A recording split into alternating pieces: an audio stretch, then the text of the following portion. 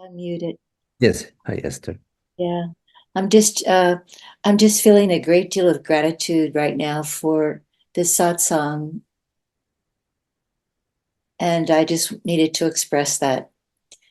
Um Before we started, uh Holger and I were talking about procrastination, and as you were talking to George, I realized that procrastination is just another flavor of that whole resistance thing. It's just one of those. And would you sum up the whole doership thing?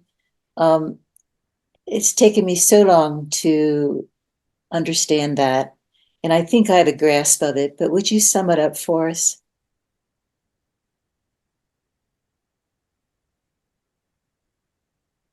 So in God's kingdom, all is God. There is nothing else. In the human mind,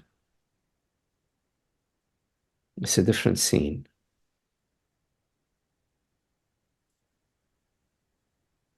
There is somebody doing something, and somebody else doing something else.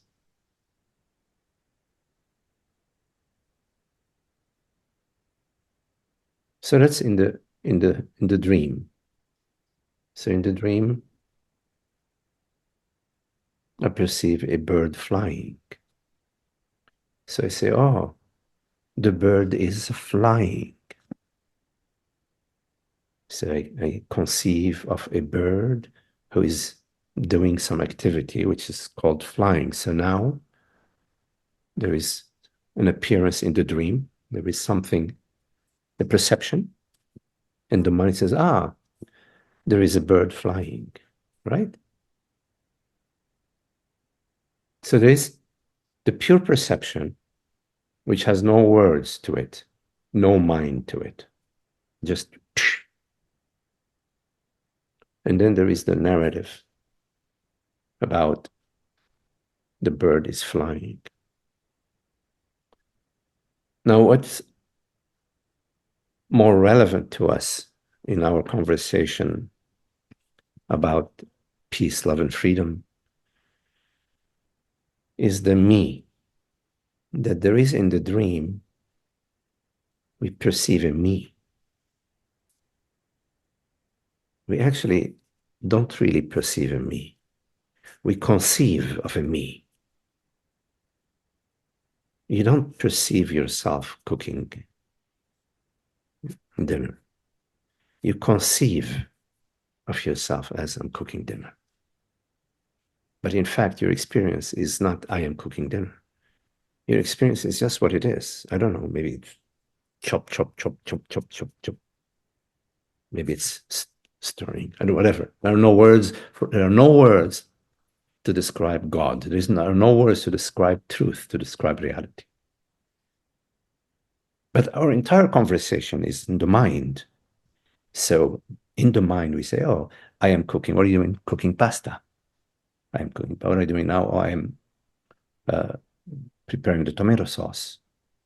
So we conceive that there is a me that is doing something. But we never perceive a me. We perceive a thought, we perceive a sensation, we perceive an image, we perceive a memory, we perceive hunger, right? We don't perceive a me. But because we have confused our conception with our perception, it seems to us that there is a me. Yeah, what do you mean? You don't see it? Here I am. What do you mean? Take a look. Here I am. We are so convinced that there is a separate self, it's a me.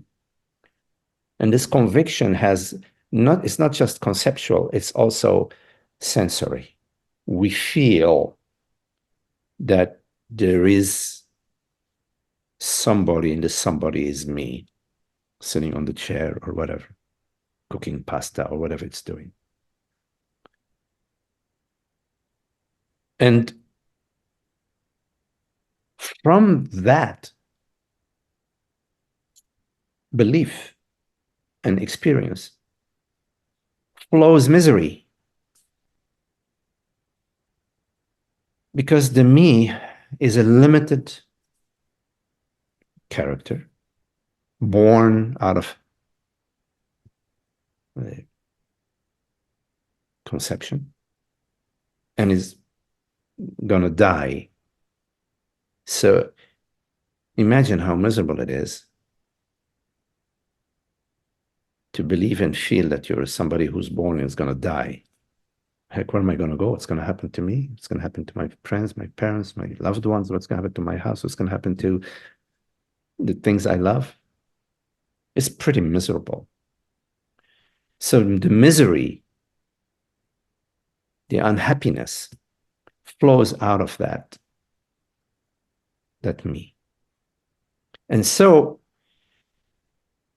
the way the mind deals with that, meaning part of the dream or part of the illusion, okay, we need to do the right things. If I do the right things, I'll be okay. If I join the right tribe, I say the right thing, I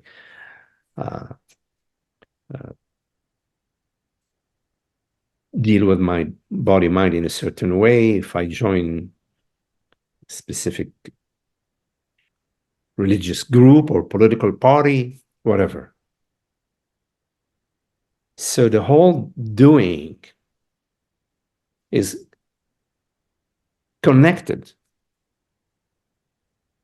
to the belief that there is somebody here in reality overlooking that it's a concept, overlooking the conception of a me, and believing that in fact there is a me. So the whole realm of doing is connected to ignorance.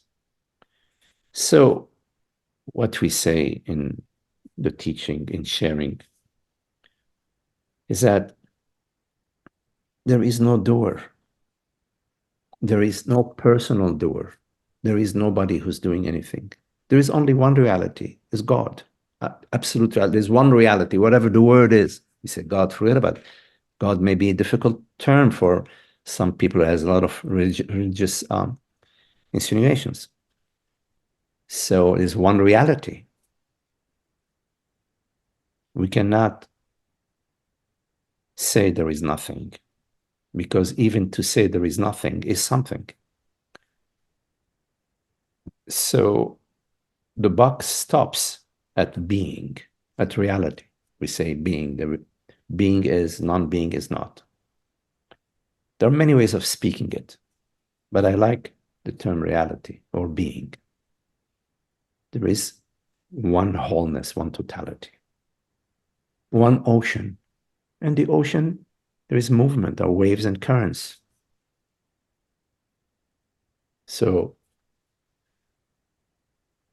as a compromise or a concession to people who ask about doing, who is a doer, we say there is only one doer.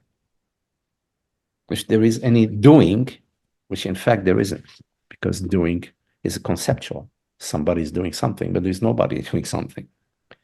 But at the same time, we don't want to throw the baby with the bathwater. We don't want to say that there is no one, no personal self doing anything. So therefore, it's all a blank state. It's all like a chaos.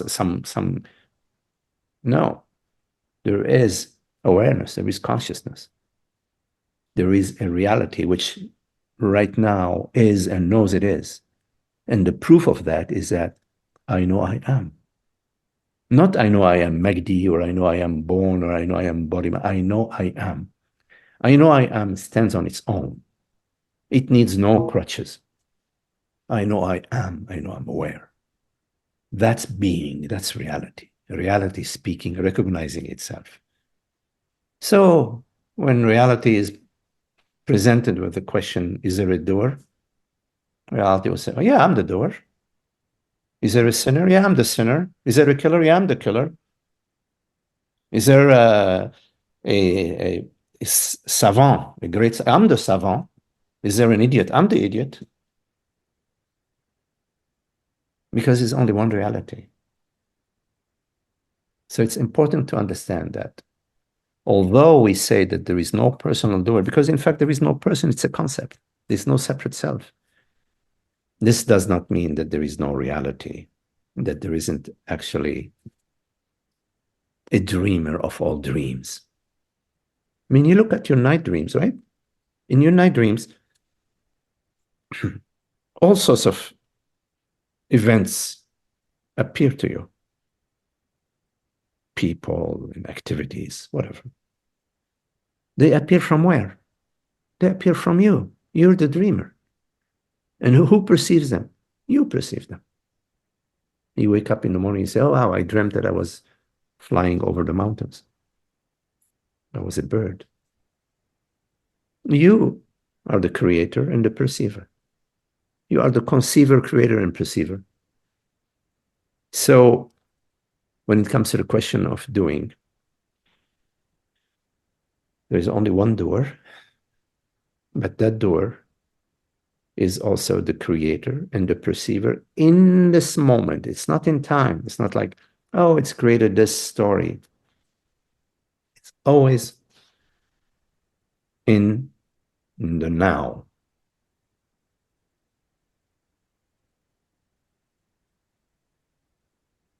And the now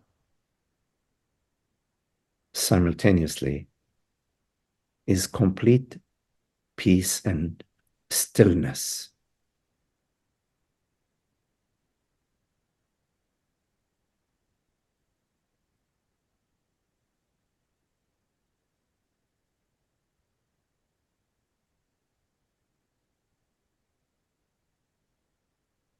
So, Magdi, even to talk about a doer is a concession.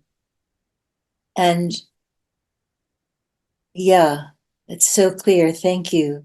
It's like um it's like true love. True love. There's no it cannot there's no subject or object. Right. It's Yes. the same thing. Yes. Thank you so much. That concession is an important concession simply because there is a tendency to make a jump from there is no separate self to there is no one and nothing, which would be nihilism. So it's important in the teaching to come to the understanding that there is no separate self does not mean that there is no reality.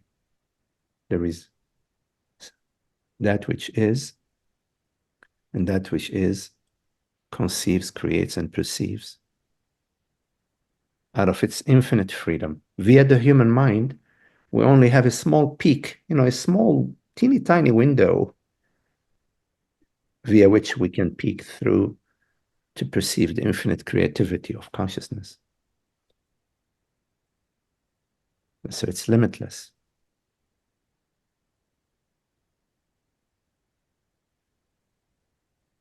Well, I'm eternally grateful for the peak.